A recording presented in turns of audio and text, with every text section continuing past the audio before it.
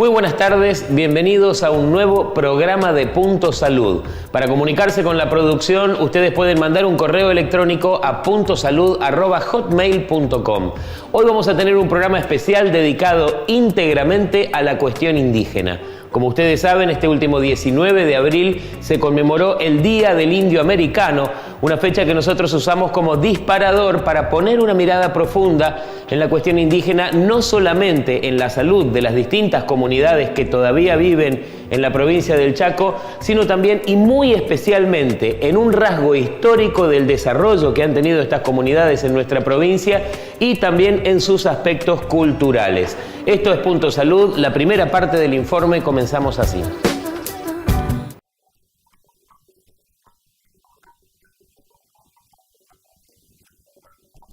Cursando la segunda década del siglo XXI, tendemos a pensar que la idea de un monte nativo y verdaderamente impenetrable es un mito, o al menos algo muy lejano en el tiempo.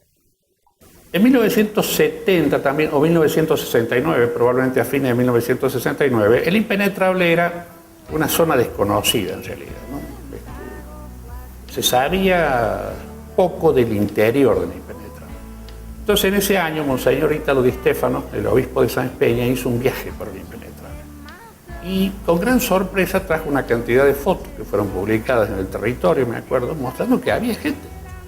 Que había una gran cantidad de gente, y mucha de esa gente con, digamos, cosas insólitas para la medicina, tales como, por ejemplo, fracturas que habían consolidado en forma viciosa, es decir, la persona se había fracturado, no se había hecho un entablillamiento de la fractura, entonces el individuo había consolidado la fractura en la pierna de esta forma, cosas por el estilo, ¿no?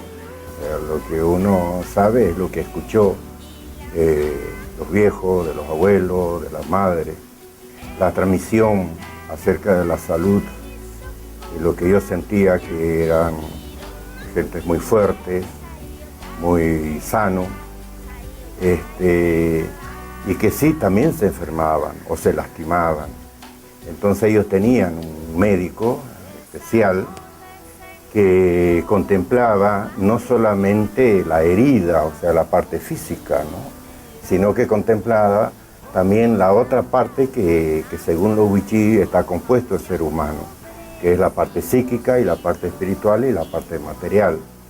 Eran realmente expediciones al Amazonas, digamos, ¿no? Porque como, digamos, no se sabía uno que iba a encontrar, ni había caminos ni nada por el estilo,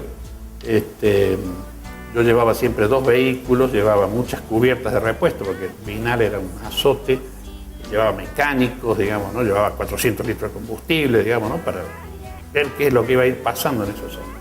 Entonces se aplicaba el remedio en la parte física con yuyo o con raíces o con huesos, dependiendo qué era la herida y por qué fue la causa y qué es lo que le causó esa herida.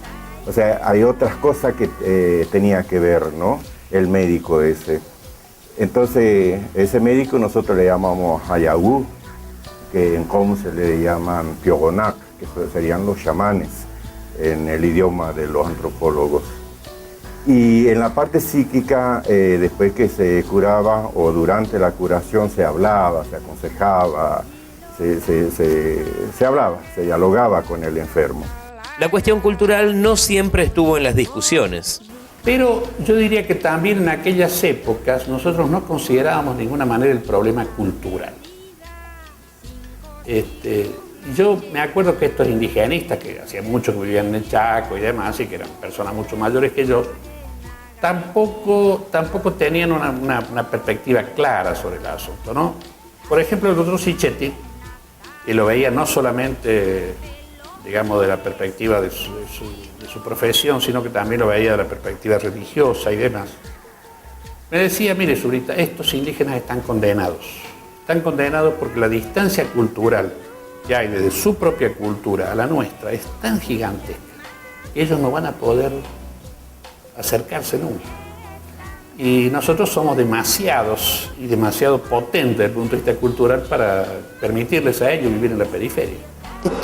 Estos pueblos que eran recolectores y cazadores hoy no tienen que recolectar y que cazar, pero tampoco se han integrado al círculo económico actual de nuestro, y entonces tienen desocupación, tienen miseria, van menos a la escuela, no han completado lo que nosotros llamamos la transición epidemiológica y demográfica, donde cambia la calidad de lo que se come y eso va asociado a cambios en las causas de enfermedad y en las causas de muerte.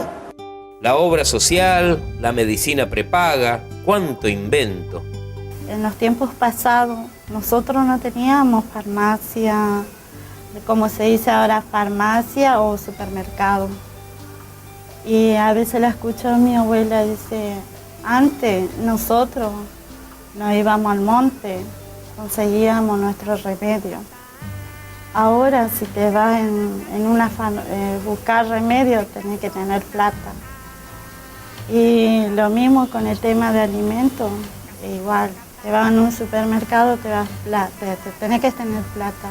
Pero en esos tiempos era toda una libertad, porque nosotros no sufríamos de hambre, no nos faltaba la medicina.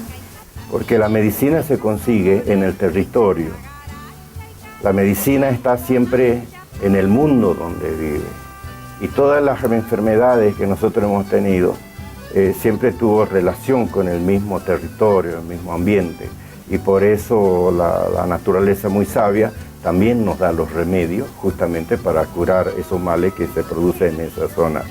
Con la venida de los occidentales, de los europeos, causa un choque, ahí sí fue un choque, una explosión, donde someten a los pueblos indígenas a través de diversas formas, y una es la religiosidad.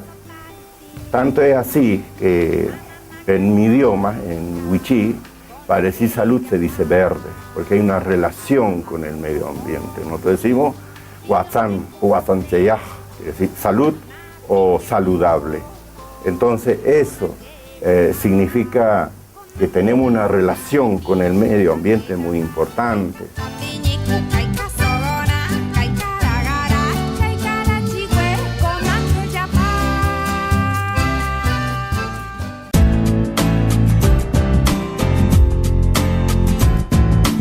Bueno, en el próximo bloque veremos concretamente el estado de salud de las distintas comunidades indígenas y las nuevas enfermedades que les han ido apareciendo en estos tiempos modernos.